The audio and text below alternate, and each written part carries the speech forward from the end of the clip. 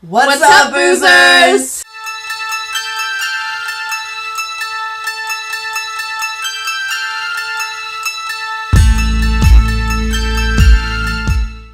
The Abandoned. 2015.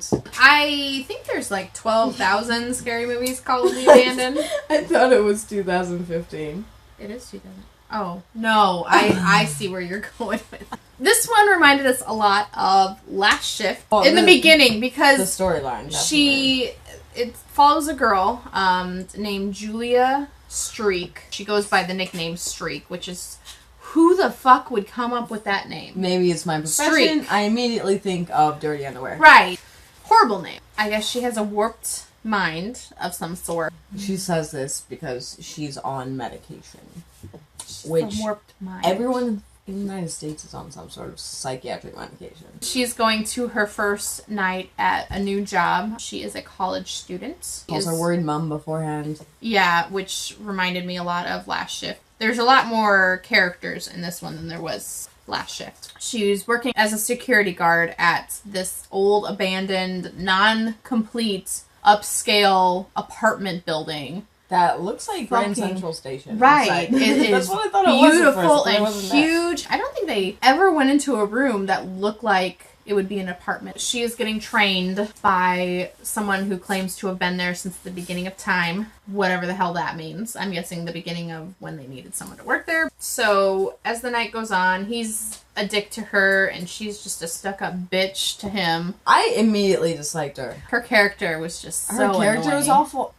I know I'm not the hottest pepper in the bunch. It really bothers me how thin her lips are. I found it distracting throughout the entirety of the film. I don't know. Yeah, she had a weird face. She realizes that some of the cameras that are on this map don't work. She thinks, and then he says they don't exist. He says it was never completed since, parts of the building weren't completed. So she's aggressively arguing that she should go and fix it so it works. And my first thought is, bitch, he's telling you that they don't exist. How can you fix something that doesn't exist?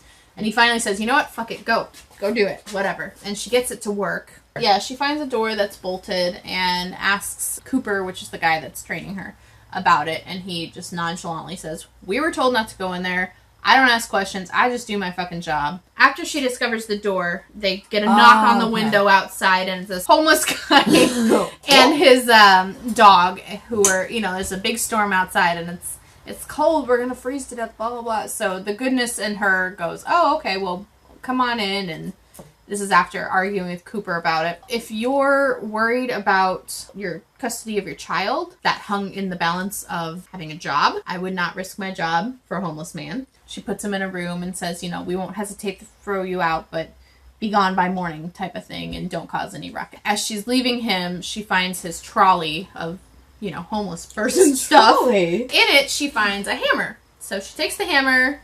She smashes it open. And then she tries to open it. It doesn't open. She turns to walk away, and it opens magically. So immediately close the fucking door. So she gets trapped in this room, doesn't know where she is. So it's lost and confused. Cooper, who ends up being a handicapped guy who cannot use his legs, ends up coming down to help her. And then they leave and go back up. And he's, it was probably the homeless guy that locked you in there. And I bet you that he's left his room and blah, blah, blah. They go and they discover that he did, in fact, leave his room. He was not the one that closed the door. He ends up going into the same area that she was at, which out of the huge-ass place, why would you go to the creepy-ass basement and into the place that looks like it's from a concentration camp? Wow, too soon. He ends up dead. She starts smashed into a sink. Yeah, she starts freaking out, and he admits that he found psychosis medicine in her fanny pack that she brought along. Yeah, nothing sexier than a fanny pack. Fanny pack. Fanny pack. And so she's like, you gotta go down and close the door, which he states in the movie. Why would a ghost care about a door being closed?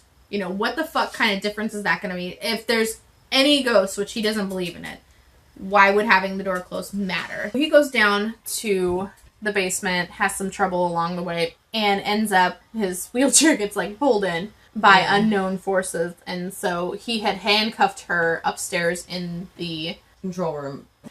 So she had to figure out a way to get out of that because she lost touch with him. So she goes full Titanic. And I had mentioned it was very similar to Titanic, and there's so many similarities to Titanic, except that it wasn't good. Look how swole I am! I worry about you some days. So she ends up going down to rescue him, and she'd found a highly informative video. Yeah, on Google about how in the basement room that she just found, there was a children's asylum, basically, for deformed or... It wasn't an asylum, technically. I think that... A holding area. It was for deformed kids. So. Yeah, and it was exposing how terrible they were treated and poor conditions and blah, blah, blah. But First of all, if it's a really fancy-ass hotel, or apartment building, rather, why would they put that in the basement? And they said that it was built specifically to be an apartment building. So it's not like it was something there before that they built over. The problem with this movie that I had was that it had so many different things going on, and none of it made sense together. I was really frustrated. In the end, there's a little twist. She thinks she sees her daughter drowning in the basement after she finds Cooper.